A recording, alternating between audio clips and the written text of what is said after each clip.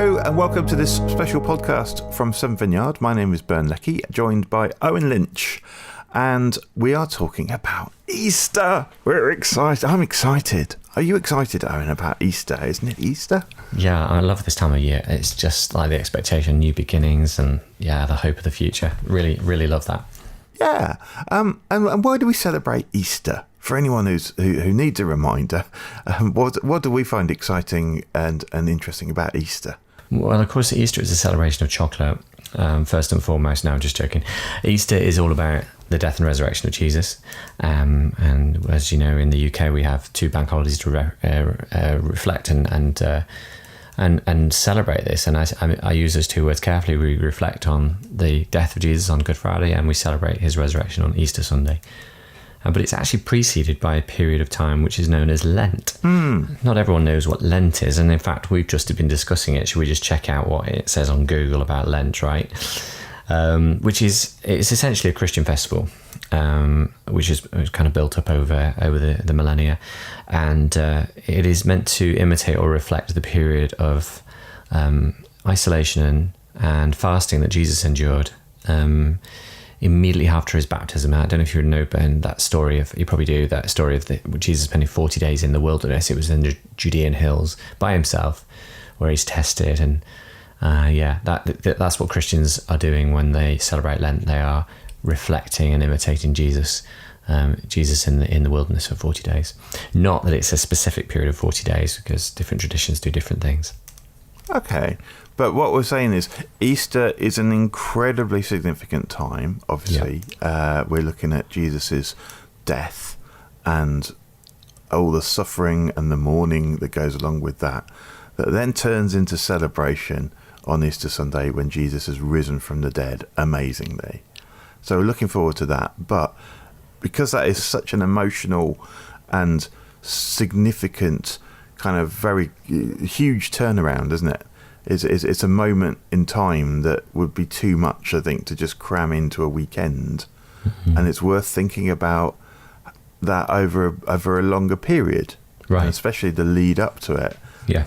The lead up to what is it? What does it mean? What could God be saying to us during that time? Yeah. Make some time in Lent. We make some time for God to be able to speak to us, maybe in ways that we haven't connected with in our normal kind of routine, a normal week. So people do special things in Lent, don't they? And what are you planning on doing this year, Owen? Yeah, so I want to pick up with a habit that I've utilised at different times in my life, and that's called fasting from food and from any complex drinks. I'm just going to drink water and no food and no other drinks for a period of around about 22 to 24 hours, depending on when I eat my dinner.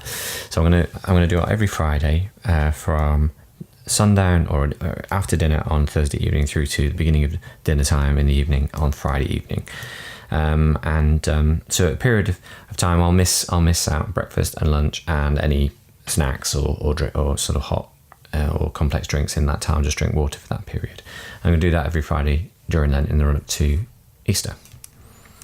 Okay, so that's quite a commitment, because that's a very big interruption to our normal day. Yeah. And I'm interested in saying, what happens? You've done it before. What happens when you do this 24-hour fast? How do you feel during the time of that? Is it what do you notice is different in your life? So first of all, you realise how much time you spent eating and preparing food and clearing up afterwards. Then you realise that actually you've got some more time in the day. You feel very hungry, at least for the first. I guess in the fast I'm going to do during Lent, I will start to feel hungry at breakfast time, and it'll start slowly get worse as the day goes on, and then I'll be really missing my lunch, but then I'll have the end in sight, so I'll be like, yeah, let's hang in there. But that urge to eat is super strong, and also, of course, your body needs it as well. Your body needs food, so I've got to adapt to not having levels of sugar in my body, and so I might feel a bit lightheaded, maybe fatigued, So yeah, it's a struggle. It's not particularly nice experience. I've got to be honest with you. I quite like eating, and I like the rhythm and the ritual of eating as well. So yeah, you do miss out on quite a lot just by not eating. It's worth saying, I think, at this point, yes, given what you're saying, that it does have a physical effect on us. Yeah. That perhaps this sort of fasting is not for everybody. Yes, this is not something you should undertake if you have a medical condition that would prevent you from doing it. And if you need to get more insight in that, discuss this with your GP. But we'd also say this is not something necessarily we'd encourage adolescents to do either, or anyone actually who is conscious of body image or struggling with body image either. This is not something to engage with. Please don't engage with this unless you're sure that actually medically you're fit to do it. It would make anyone uncomfortable doing it, and I certainly did used to do this sort of thing in the past.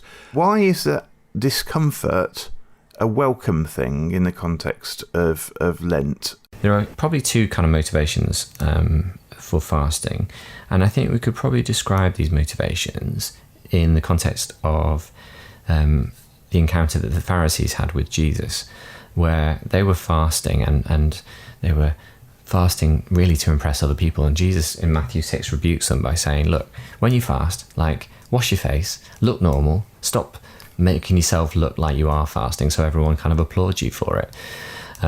So the first thing to say is that we fast not to kind of gain recognition from other people, that we're kind of super spiritual or anything like that.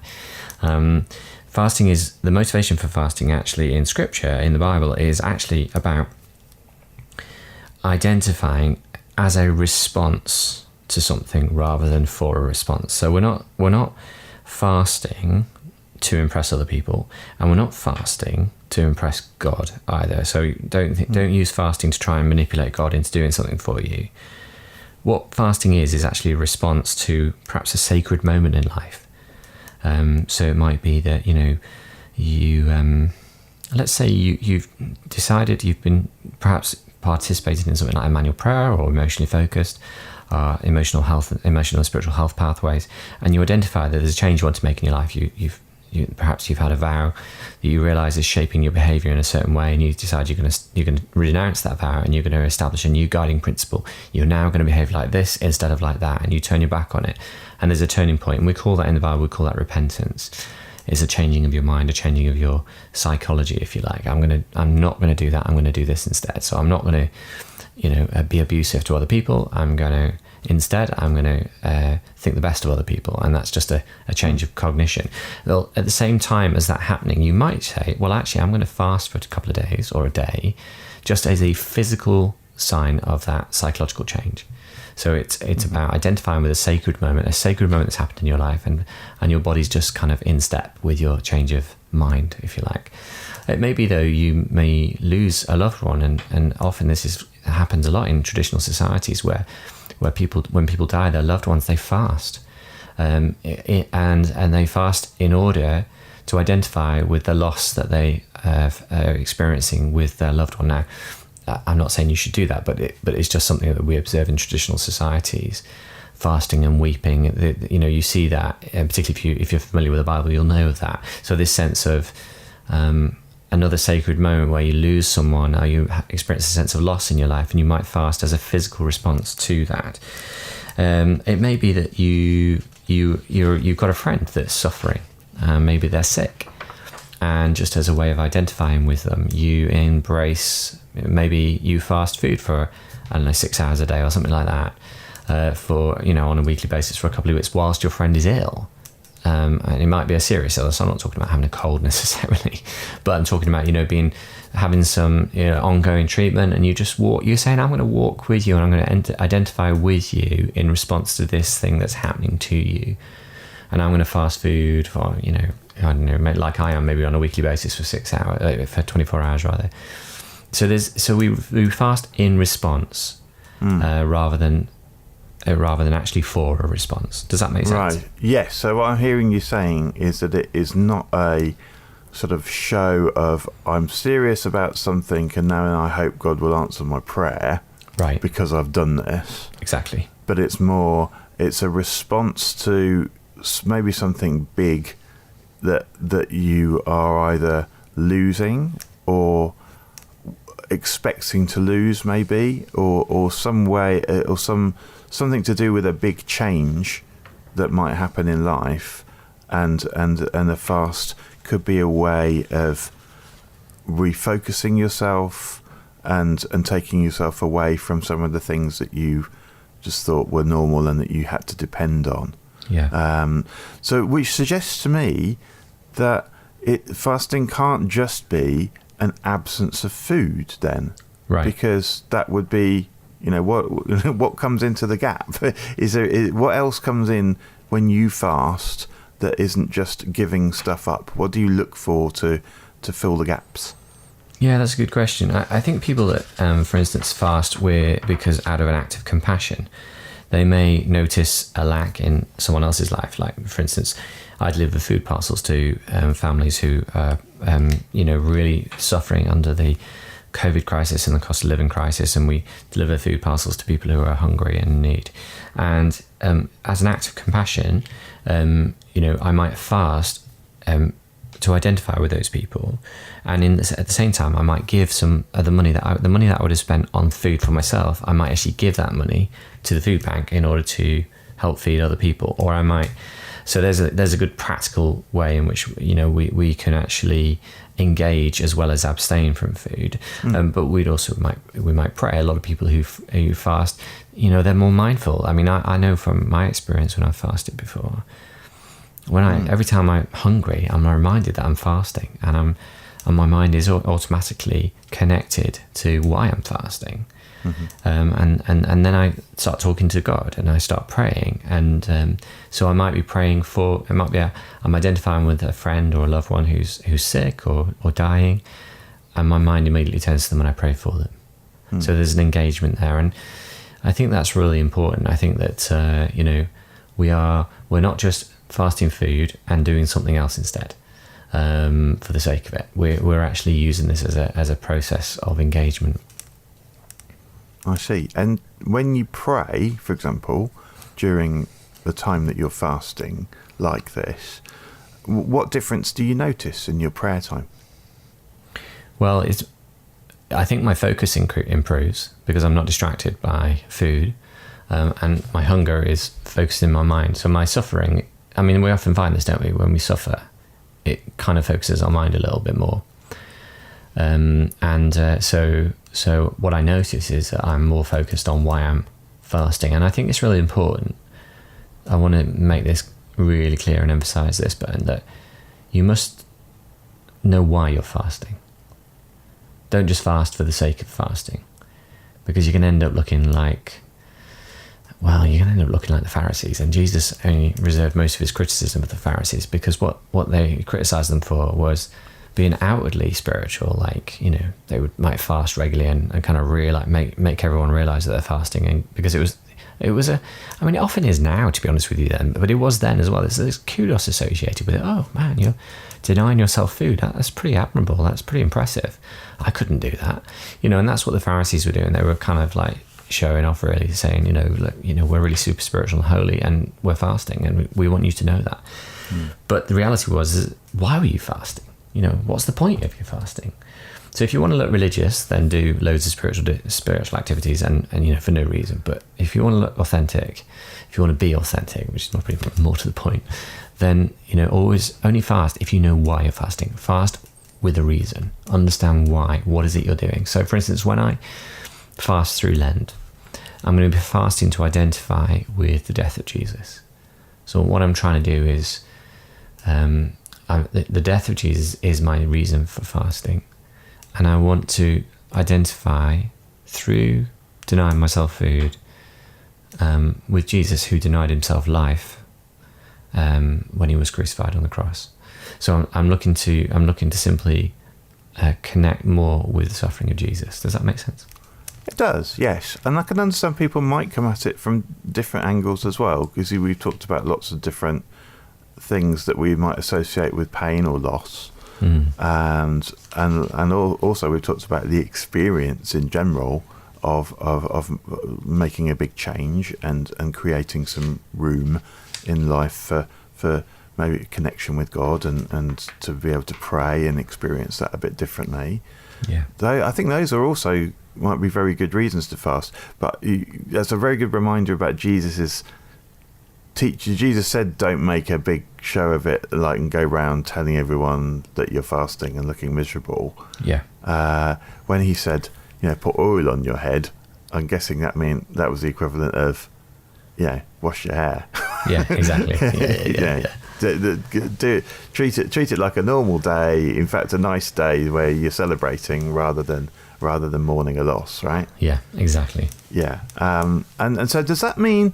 Do you think that if people engage with fasting like this at Seven Vineyard, should we tell anyone, or should we not tell anyone? Well, I mean, I guess it depends on the reason why you want to tell someone. One of the reasons we're talking about this now is to agitate and encourage people to think about engaging in the period of Lent, in the run up to Easter. And obviously we're telling the story of my kind of decision to do that. Now, of course, some people might be thinking, "Oh, that's pretty impressive. You'd expect a pastor of a church to do that," or you go.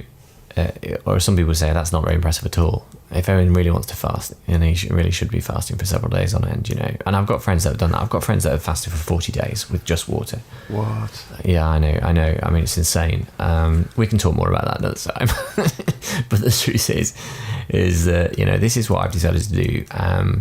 And honestly, I think it's entirely possible that, that might feed something in me, a sense of satisfaction with myself, a sense of pride almost, that I'm kind of doing something which is spiritual, and I get to tell other people about it so they'll think more of me. And then the reality is that that's entirely feasible that I might feel like that. So that's the risk I run with sharing this openly in this way.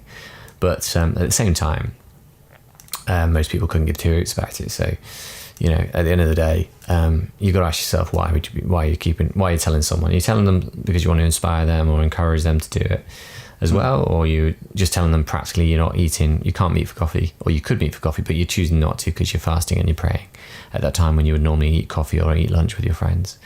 So it might just be a practical reason why you do it. So let's not get too hung up on it. At the end of the day, tell people you're fasting, but I don't think most people are going to have too much of a problem getting proud about fasting. They're going to find it more of a trial than that. Okay, so we're recognising that there's a potential kind of pride issue if it was a badge of honour kind of thing. I'm doing this fast. What do you do? I think in what you're saying, it sounds like Jesus was coming at it, telling people not to show off about it because don't make a big thing about being so religious. There's no point in replacing it with a different religious rule in the sense of you must not ever tell anyone that you're fasting. In the sense of that might never be helpful to people. It might be helpful to people to share what we're doing, as long as you say, that doesn't. As long as that means we're not doing it for the wrong motives, if you like. Exactly. Exactly. Yeah. So, with that in mind, I think we're going to come back to this, aren't we, during Lent? Yeah. We're going to be talking to some people who are fasting and finding out how it's going for them. We're also going to have some resources up on the website, including some more insights into how fasting can work in different ways. But you're concentrating particularly on food fasting, and everyone is invited to join in, and you can get to decide whether you tell people or not. Now, another thing that we're going to offer this Lent, along with the fast, is some food. So it's going to be fast and food. Is there a title that we could come up with? Fast and food. Can I improve that in some way? Fast food. Answers on a postcard, right? Yeah, I don't know. We'll write it down and see if it looks too cheesy when we write it down. But the food that we've got on offer is a daily email with a chunk of Mark's Gospel, which we're going to work through from the beginning of Lent to Easter. And we'll go through the whole of Mark's Gospel in our part of our series of looking very closely at Jesus through Mark's Gospel, wanting to get to know Jesus better. And there'll be a daily email with a couple of questions to think about. That's some good spiritual nourishment, something to chew on every day, and you're welcome to sign up for those. Look out for the links in our newsletter and on our website. Thank you very much for listening. We will see you next time.